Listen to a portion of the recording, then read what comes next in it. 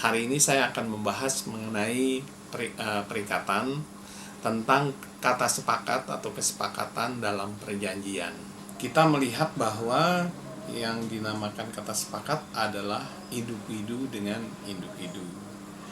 Dalam perjanjian, dalam kitab Undang-Undang Hukum Perdata, itu kita bisa melihatnya di dalam pasal 13, 38 dan pasal 12, 13, 20. Tetapi sebelumnya saya akan menjelaskan dulu apa yang menjadi prinsip-prinsipnya.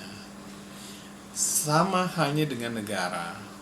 Ya, negara itu juga berasal dari kesepakatan, yaitu founding fathers, ya, para pendiri dari negara ini memiliki kesepakatan.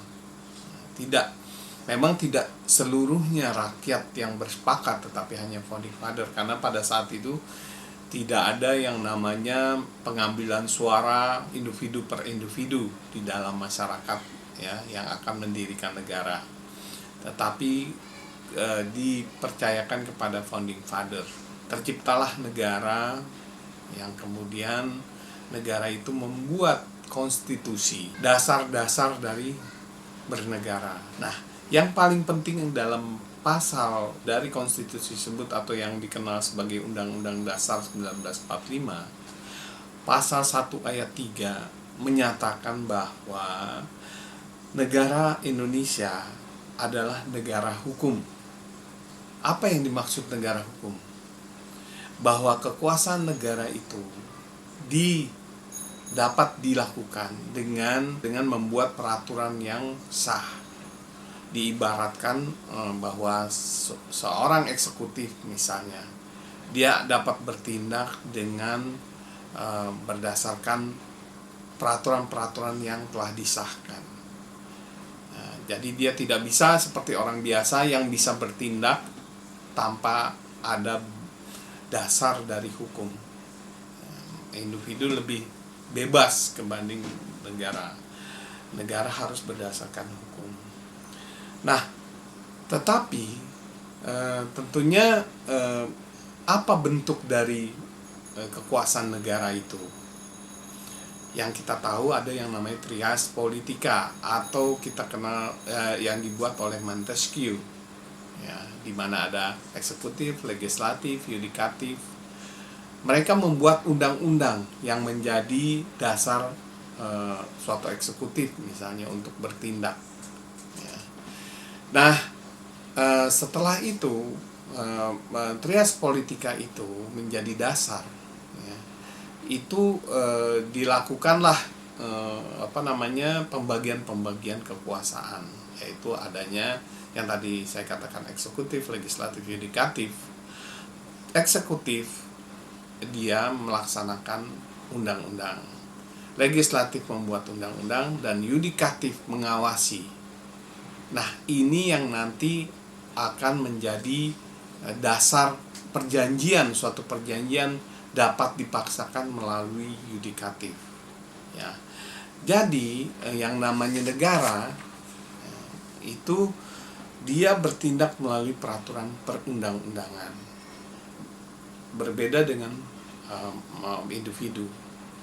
Nah, negara dengan dia memiliki peraturan perundang-undangan, kemudian dia juga diberikan kewenangan untuk dapat memaksakan kepada individu, ya, tidak warga negaranya, melalui paksaan, enforcement, dengan sanksi pidana ataupun denda, sehingga individu-individu itu mematuhi apa yang seharusnya.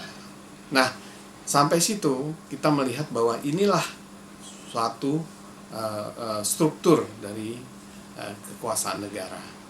Kembali lagi kita kepada perjanjian. Perjanjian itu juga sama seperti negara, antara individu dengan individu. Ya. Kesepakatan saya dengan pihak lain itu menjadi dasar dari perjanjian. Nah, ini didasarkan oleh yang namanya Kitab Undang-Undang Hukum Perdata, sama dengan negara, didasarkan pada konstitusi atau undang-undang dasar. Di sini juga individu didasarkan kepada Kitab Undang-Undang Hukum Perdata, yaitu pasal 1338 dan 1320. Pada pasal 1338 itu menyatakan bahwa setiap perjanjian yang dibuat oleh para pihak secara sah berlaku sebagai undang-undang bagi mereka yang membuatnya. Jadi sama juga dengan undang-undang itu dibuat oleh presiden dan DPR. Di sini individu yang membuat, para pihak yang membuatnya, sehingga itu menjadi dasar dari perjanjian. Kita kenal sebagai Pacta Sunt Servanda, yaitu keep your promise atau peganglah janjimu. Nilai-nilai ini berasal dari zaman Romawi dulu, yaitu zaman Justinian, kerajaan Justinian, di mana mereka memiliki peraturan yang diambil atau diadopsi oleh Prancis, oleh Napoleon Bonaparte untuk menciptakan civil code. Civil code ini kemudian kita gunakan karena penjajahan Belanda, karena asas konkordansi, sehingga kita mengikuti ketentuan yang ada di Belanda juga karena penjajahan yang dilakukan oleh VOC. Individu yang tertuang sebagai pihak di dalam perjanjian bertindak sesuai dengan hak dan kewajibannya, karena yang dituangkan di dalam perjanjian itu adalah hak dan kewajiban para pihak yang disepakati bersama. Makanya dikatakan kata sepakat itu berasal dari Pacta Sunt Servanda, peganglah janjimu. Maka itu itu adalah dasar dari kata sepakat dalam perjanjian. Kemudian individu sebagai pihak dalam perjanjian tidak dapat memaksakan kepada individu lainnya. Berbeda dengan negara yang tadi saya katakan, dia memiliki kekuasaan negara yang bisa memaksakan individu. Tetapi individu dengan individu, dia tidak bisa memaksakan karena derajatnya sama, tingkatnya sama. Maka individu-individu tersebut dalam melakukan hak dan kewajiban, kata sepakatnya itu harus terjadi juga dengan suatu paksaan. Tidak bisa individu lain memaksakan dengan hanya berdasarkan perjanjian kepada individu lainnya, tetapi dia harus meminta bantuan kepada negara. Dalam arti negara yang tadi saya katakan adalah dibagi atas 3 bagian. Kekuasaan negara itu yang tadi saya katakan adalah eksekutif, legislatif, dan yudikatif. Nah, yudikatif ini dia mengawasi undang-undang yang dilaksanakan di dalam negara. Dia mengawasi apakah negara dan warganya melaksanakan undang-undang yang ada. Dia mengawasi dan dia bisa memaksakan kepada individu-individu karena dia adalah negara. Bagaimana terus dia bisa memaksakan? Setelah yang tadi saya katakan dalam perjanjian, individu dengan individu tidak bisa memaksakan hak dan kewajibannya dalam perjanjian. Individu yang merasa dirugikan akan memohon, membuat gugatan ke pengadilan. Pengadilan adalah bagian dari yudikatif. Oleh karenanya, dalam memaksakan perjanjian tersebut yang tadi hak dan kewajiban yang tidak dijalankan oleh pihak tertentu, pihak yang ada dalam perjanjian, akan dilakukan gugatan melalui pengadilan dengan minta bantuan negara sebagai penguasa yang akan memaksakan hak dan kewajiban tersebut agar dijalankan. Nah, tentu akan melalui suatu proses yang fair, dalam arti adil. Mana yang sebenarnya salah, mana yang seharusnya benar.